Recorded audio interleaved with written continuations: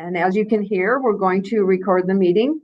I'm Gwen Gillespie, been here for a while, and today I have Julie and Susie and Shannon with me, and I do believe that Liz is on as well, and Val. But we also have the pleasure of having our newest county on today, Faribault County. Welcome. We're happy to have you join us today, and they will be coming on the CPT tax system sometime between the last of December and the first part of January. And also welcome to all of you. And as well, we have Ginger from the state joining us. I do believe you're here. Could you say something, Ginger?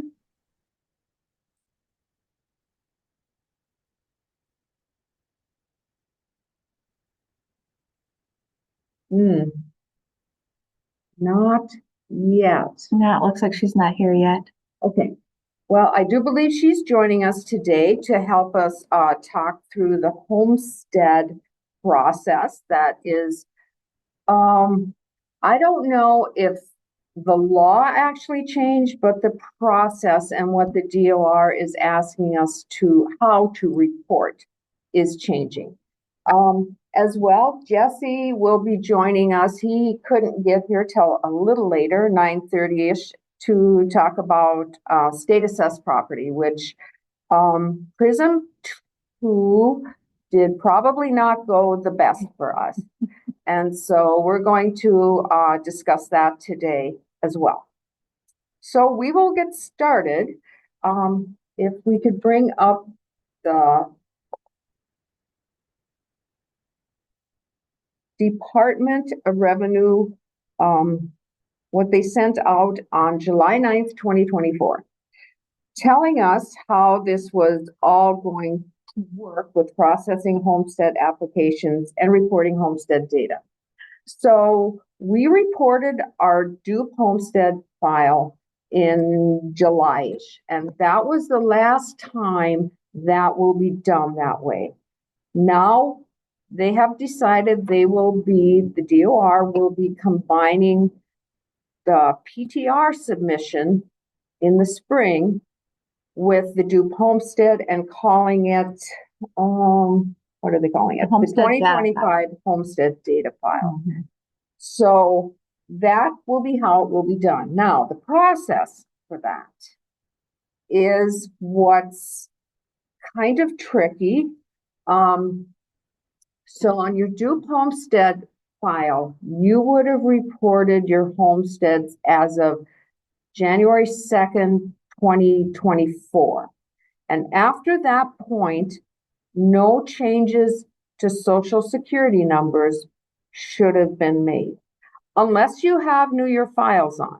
If you opened your New Year files, then you can make changes up until January 2nd of 2025. And then that's done.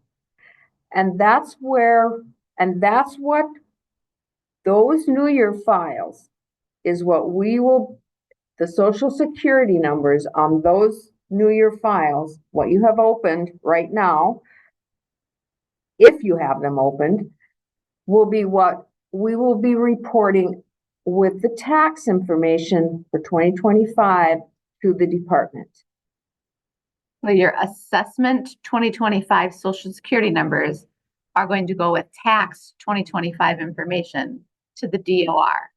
So those assessment 2025, the 2025-26 Social Security numbers need to stay whoever had the homestead on January 2nd. You cannot update Social Security numbers in the 2025-26 files after January 2nd. Does that make sense? Well, whether it makes sense or not, that's what is being expected. So CPT has to come up with a process for you. And the best thing that we can come up with for you is that you will need to create your New Year files as soon as possible. or you need to keep those social security numbers until you do create them and then put them in, because it is not to be updated as we go along here. It is, but if you have the right set of files on, I should put it that way, the right year. So at CPT, we know that our assessors, because you can't create your CAMA files until the previous year tax files have been removed. And so there's, in some counties, this contention between when we can get those offloaded and get the new year files created, or just get them offloaded and down to one set so the assessor, you all, can move on. Well, at that point, you can create your new year tax file. That is an option. And for many years, we've allowed in our 3 maintenance programs, which is the names, the parcel descriptions, and as well the value file, we've allowed you to update your new year information. However, we have the default set to a no, which we will be changing that. But other than that, it will update your new year information. But I think counties didn't want to mess with that, with having that always there and 2 sets of files for that long. But it's certainly a county decision. But if you don't want to be storing social security numbers and sitting on them till, I don't know, when you create and creating really late, I don't know how that's going to work out for you. I mean, you still could get them in. You can sit down and enter them, I guess, but it would be best to create earlier. Now, when we say that, it's just really the fact of updating both sets of files. And I think that like I just said, we've had that working for many years. So I think that would work out fine. But there is that gap. There is that gap between January 2nd and when we remove, where there really is no way to get that into the system until we get the new year files. You'll have to hold social security numbers between January 2nd and when you're able to make your 2026-27 files. Now, as it so happens, we are, and this is just something that we had talked about in office and have presented to our auditors twice now, and will be in place for the coming year, and that is getting PRISM 3 submitted earlier.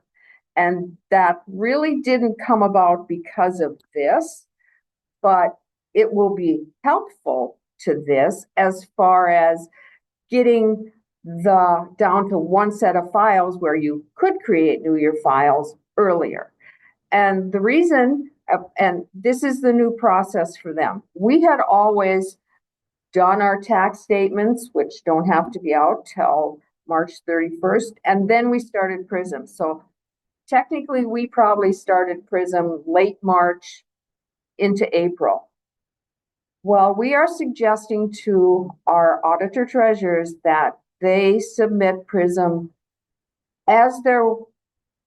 when they finalize their tax totals and feel they are right, and they are working with their outsourcer on their tax statements and how they want them to look and all of that is when they submit PRISM. And of course, we'll be making programming changes so that they can do that. But that will speed up this whole process of having to hang on to those tax files through the month of April. And as well, the PTR submission. There's no reason that can't be done, because we run into this same problem with that. And the problem being, oh, well, this isn't right. This homestead group is not right. And where's the leader social security number and yada, yada, yada. And we're sitting here going, or another scenario for the Prism is, oh, well, this rate is not quite right, so you'll just have to change that. And we're sitting here, thousands of tax statements are gone. That they're gone. And it's a little late to the party for this. So this process is what we're talking about changing. We want the Department of Revenue's submissions to work for us instead of we work for them. If the rate is wrong and we find it out before we've sent tax statements, well, great.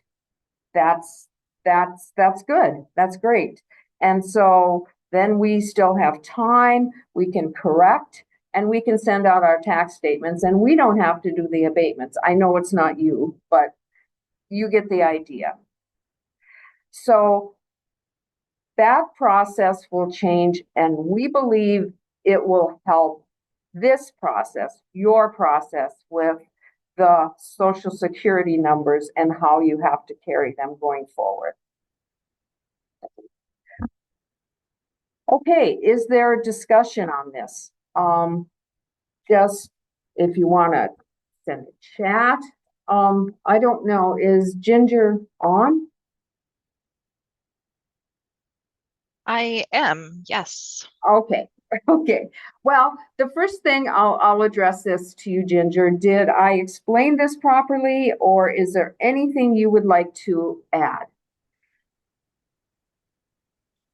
Well, I will be honest, I struggled to get on, so I had to log off and log back on. And so Okay. I came in, you were already speaking. So I think it'd be best if maybe others had questions. I think Okay. there's some other DOR folk in the room as well to help answer anything that we can. Okay. That is fair. So anyone, would you like to chime in? Would you like to send a chat? That would be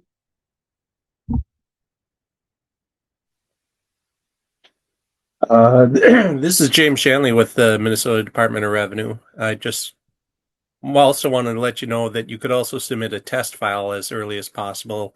If you don't want to submit a live submission, you can just submit a test file and see what the results would be, if that would also help before tax statements go out. okay. That may be an answer, but if we change our programming so that they can actually submit, I think they would all be happy, the auditors, to be done with Prism. I mean, for the year, you know what I mean? Mm-hmm. So, but thank you for that. I just wanted to point out that you are sharing it looks like a Teams chat. Oh. You're not seeing the screen. Okay. Thank you. They don't see us, they see. Are you seeing the homestead applications page now?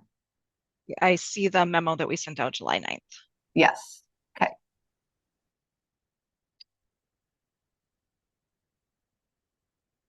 Well, if we have no other discussion, that is what CPT is planning on doing. So really, anything that we do other than getting Prism ready earlier, and as well the PTR homestead submission ready earlier, and making the programming changes so that we look ahead using your new year Social Security number with the tax information that was sent out on the tax statements. So we would be looking a year ahead at the assessment year. So this year, 2025 tax statements would look at your 2025-26 files, your new year files. And if you have not made them, we will be sending out with the recording of this Zoom, the New Year file create sequence. If you, and we'll include this note in the email too, if you have made your New Year files, please do not make them again. It's a fairly straightforward sequence where we kind of rebuild and back up, and then you go in and you change your assessment year to 2025. If it's already 2025, you ran the sequence, stop, do not continue. If you haven't, then we'll be sending the sequence out, and you can do it then or whenever you choose. The other note is that your some of your auditors have told us that they sometimes don't get final abstracts from you for the 2024-25 files until like February. Because we're asking them to be ready for PRISM earlier, they're going to be wanting that, by probably mid-January. So we did, with the help of some of our assessors, put together a list of ideas for what to do to make sure your abstract is ready to be finalized. And we can certainly reshare that after this meeting. Just a heads up that your auditors are going to be asking for it in like early to mid-January so they can get started on their rates and be ready hopefully for PRISM earlier this year. Do you want to go through a few of the things too? We can. So most of these things are pretty straightforward. I'm going to jump to the plat. I know we've had a couple of assessors who have reached out to us about adding plats in the last year or two here. It would be covered in this, make sure the platted parcels have the correct taxable land values. And if you go into Tax M13 and run option 12, that gives you a list of all your platted parcels. We do have, and we'll share, plat instructions for assessors. We made these as we were walking some people through making their plats. And it has information about how to input plats, call with questions on that, and then how to check an inquiry. And the important thing for those of you who have new-ish plats is to check and update them yearly, because I'll go into our system and show you in real time. So if we go into the assessor's office and the miscellaneous listings, the plat exclusion file is right here, option 12. And I'll just run it in my new year, that's fine. But it will list all of my parcels that have plats, right? So then you can go and pull up one of those parcels. And you can pull this up in inquiry, or I'm going to go into value maintenance. But if I take one of those platted parcels, you can tell that it's platted because it has the P here in the taxable flag. The taxable land is different than the land.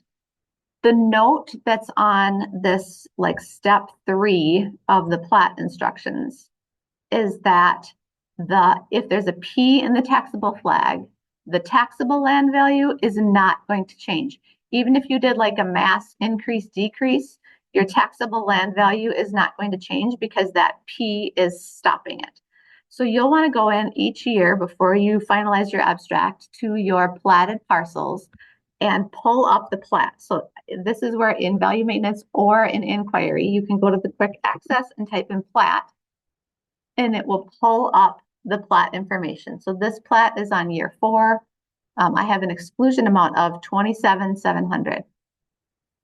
What that sequence, what the directions outline, really what you're looking for is this taxable land value plus the exclusion amount should equal your total land value. Now, the exclusion amount we set at the beginning, and our system updates it as you go through, and it never really changes. The only time you would mess with this is if this parcel was like sold or improved and no longer qualified for the plat exclusion. Then you would come in here and you'd hit F4 to delete. I'll do that, but I'm not going to actually delete it.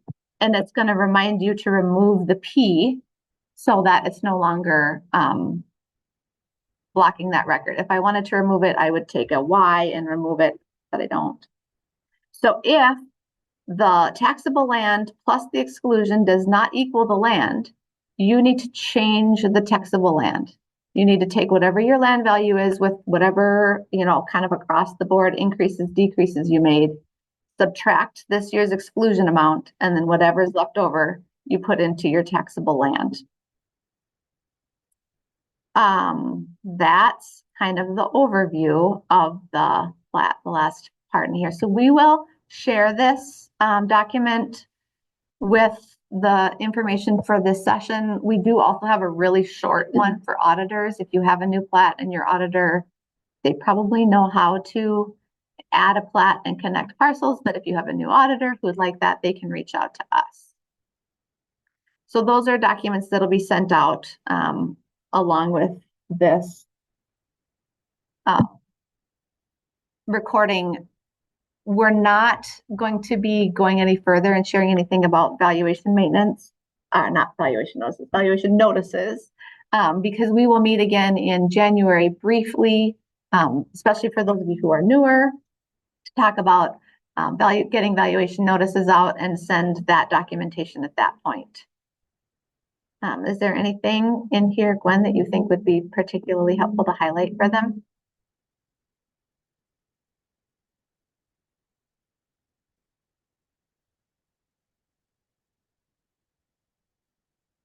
It kind of just goes through, some of them we give options, some of them is just make sure you're done with your special ag homestead, your homestead applications, and the like.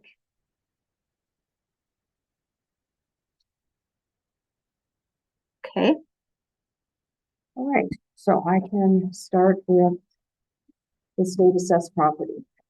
Okay, so as we did a postmortem on Prism 2, it was brought to our attention, and this is, totally on us, that we did not get the 2 new assessment codes that were needed into the system. And what those assessment codes are they are the electric transmission lines, 69 kilovolts and less, or 69 kilovolts and more. And so we have created 2 new assessment codes, 421 and 422, to hold those values. You do not have them yet, but after the next tax release, when that comes out, you will have them. Okay, so how are they taxed? And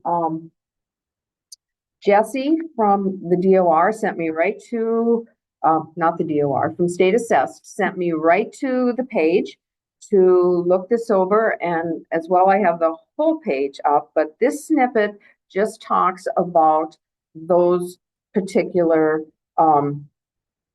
types of property. So the 421, which is the lines that are less than 69 kilovolts, are only taxed at the countywide rate. They do not fall under this whole, if you're in an organized township, city, or not. The 422, however, does fall under that. So you see on this document, they have the 69 in the local electric transmission lines, 69 kilovolts or more inside a city or organized township. And then up above at the countywide, if those particular lines are in an unorganized, then they fall under the countywide tax rate. However, the 421, which is the less than 69 kilovolts, is only taxed at the countywide tax rate. So as well, when I was going through this document, I saw that, to me, could you bring that document up, Susan? This one? Yes. So it talks about our 450, what's currently our 444 and 454, which is the electric distribution lines. They are only taxed at the countywide tax rate as well. They are not taxed at this local tax rate. And so we have added an edit in our valuation maintenance to not allow you to enter those electric distribution lines, which are 444, 454 currently, and we'll talk about that a little later here, and our 421 new code. You must enter them in your transmission distribution module, which I think is done by your auditors mostly. Perhaps some of you do that, but that is our new edit as well. Our new assessment codes are coming out. Any questions on that?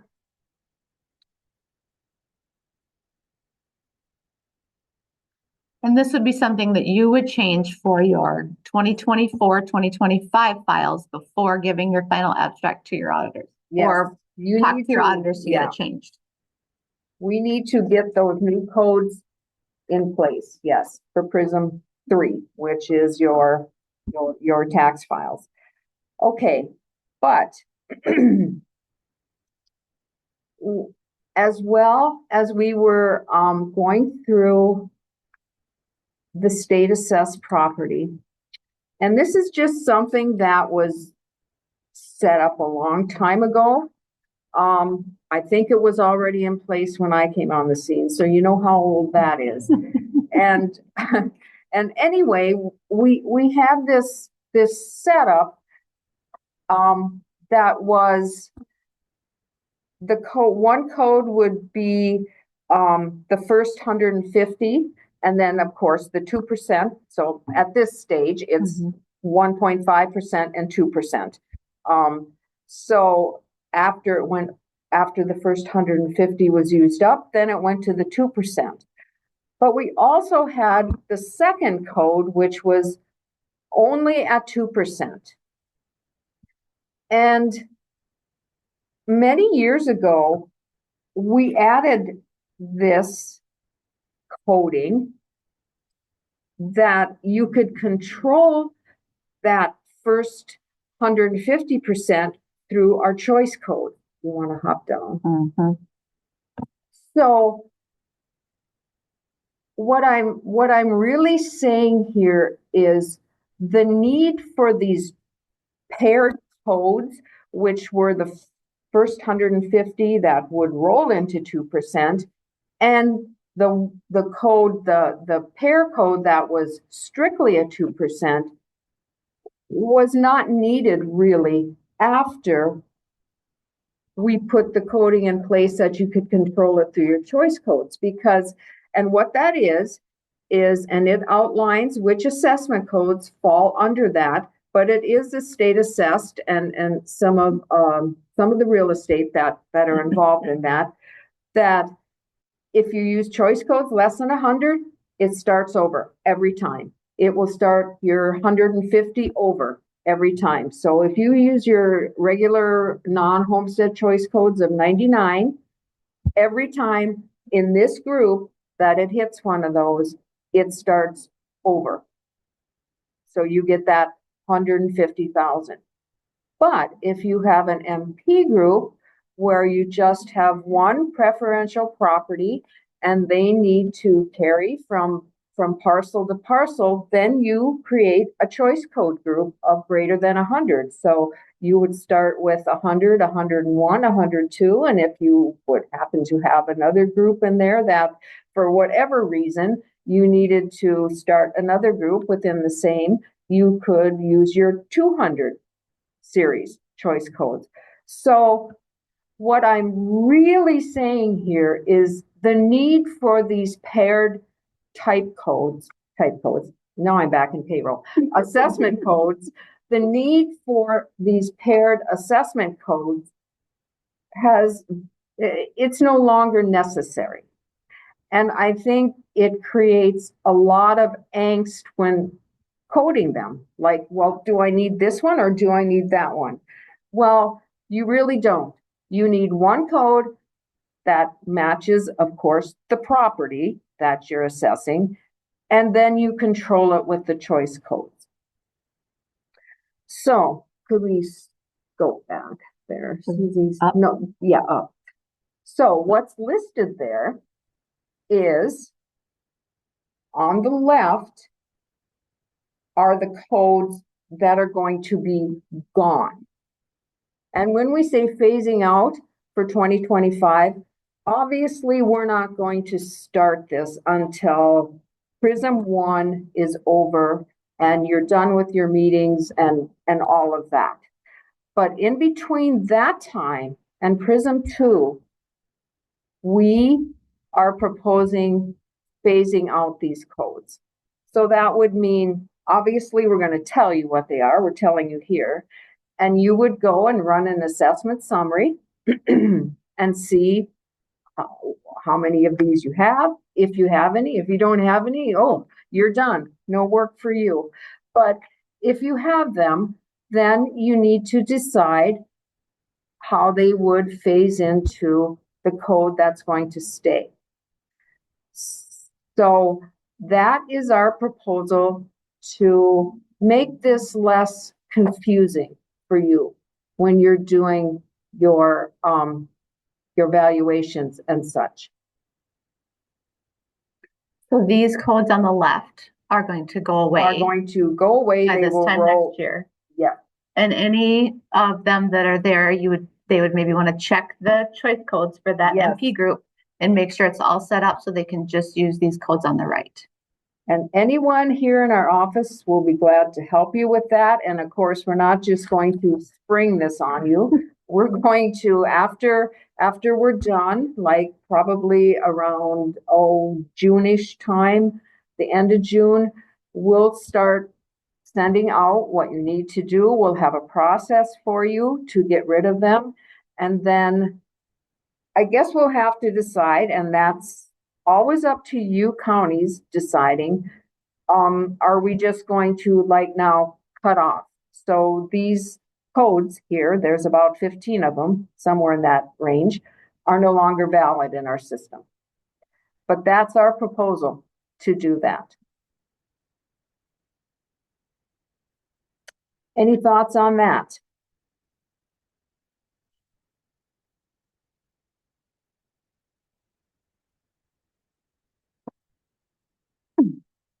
Okay, the last thing about that I'll mention about our Prism 3 was, and I don't know how this started or why this started, but in your transmission distribution parcels, your parcels that are taxed at the county-wide rate, they were involved in, so Prism has different sections. I'll call them sections.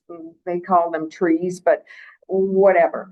They have different sections. And we were reporting your transmission distribution lines in your valuation tree place, as well as down in where we report the county-wide tax parcels. And of course, this was causing a huge issue. And we'd been doing that for years. But this year there was a clampdown. And so our very last person submitting Prism, they would not let go through. And so we changed that, just that piece, to take it out of the valuation tree, and his Prism went through. So we know that's the problem, and that will be fixed. So anyone that had that problem along the line when you were submitting your Prism 2, that CPT will fix when in the upcoming Prism 3 and forward. And those were the issues where it was saying it's not in it shouldn't be in this detailed tax district. Mhm. We thought we needed to get new parcel numbers. Yes. All of this. We do not need to do that. We're just fixing the trees to be the way that they want them. Our system actually is working correct. As well, it was suggested to us that we need to pull them out of a valid taxing district. Well, they don't come into the rates. They don't come into Mhm, play in mhm. any way. They are just hanging out there as a different property type. So if we fix our prism, we don't need to change our approach in our tax system.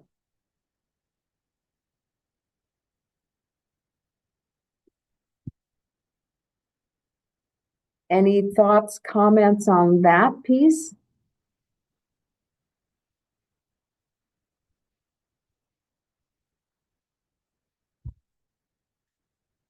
Okay, we just hop down here. So just an upcoming on the changes, and we've already discussed these, but just recapping the changes we're going to be making for our valuation notices. So on our outsource file, we will be changing the taxpayer address format. I didn't even realize they were different than the tax statements, but they are. And one of the outsourcers pointed this out to us last year and asked if we could get them in line so they're the same, because of course some counties send them out, send the notices and the tax statements out in one envelope. And so the outsourcer mentioned that it would be much easier to do the matching if the names and addresses matched. So that is what we will be doing. And we need to get that done and to the outsourcers like by the first week in January, because some of the outsourcers start early. And that's the main reason we couldn't do it last year, is because by the time we were told, our other outsourcer already had their programming done. So they wouldn't have been happy. But this year we'll get that done for them. As well, on a previous meeting, we talked about the new construction on value notices will print a 0 instead of a blank. And we also talked about this class change on homestead codes. And what we've really come down to is it's the mid-year that's really the problem that kicks off a class change that should not. So if you're going from a 5 to a 1, that should not kick off a class change, checking that box on the valuation notice. And as well, it was brought to our attention that if you go back and send a corrected valuation notice, our class change does not update and check the box or not, whatever. It doesn't update properly. So we'll be fixing that.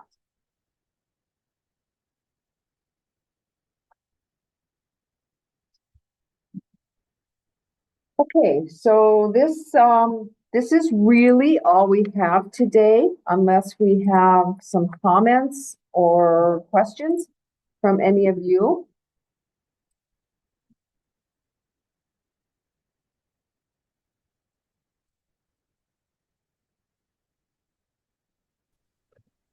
Lynn, this is Laura Hocker. I have one question. Mhm. I think it's the same question that's kind of in the chat there from Val, I believe, for the 2024 assessment 25 payable. The current codes need to be changed to 421 and 422. So those new codes that will be coming out, does that need to be done for 24 assessment? Yes, Okay.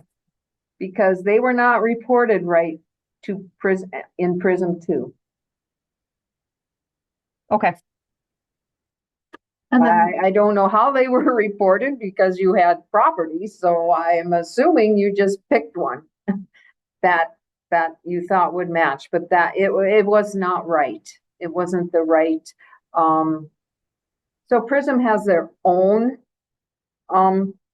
like we have our assessment codes, which we then translate into the Prism codes, and so they were not reported right.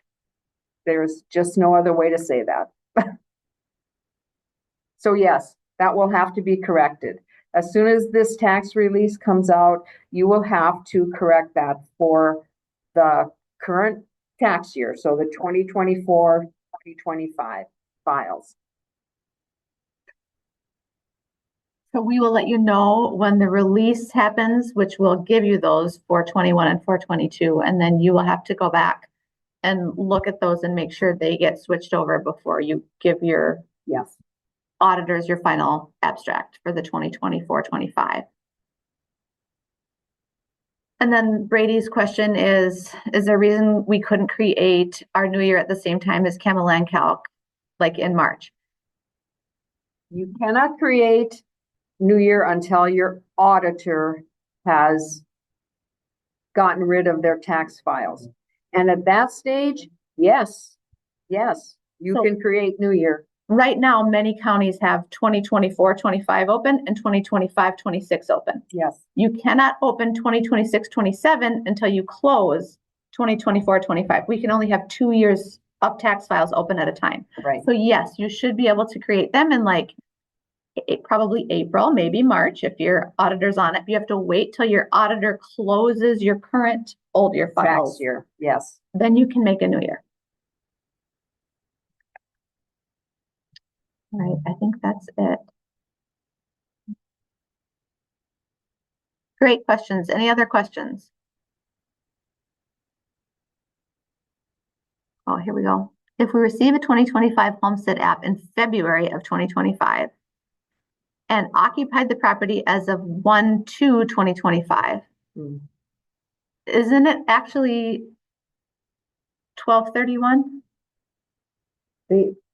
I think they reference, is Ginger still on? I would say that you could ask your PTCO. It's who is supposed to be on that file because the PTCOs are all up on this. They want your assessment 2025 to be whoever can apply for the payable 2025 PTR. So that might be a question for your Ginger head to sign off, but you could either email Ginger at proptax.questions@state.mn.us or ask your PTCO which file that's supposed to go in.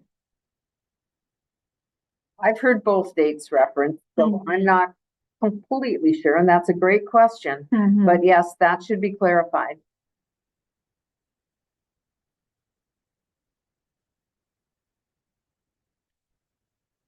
Anyone else?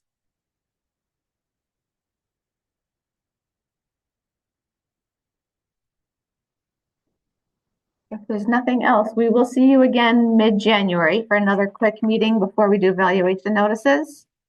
And watch for some emails with all the documentation from today and the new release. Have a lovely Thursday. Is it Thursday? Yes. It's December. Nobody tracks the days. Thank you for coming.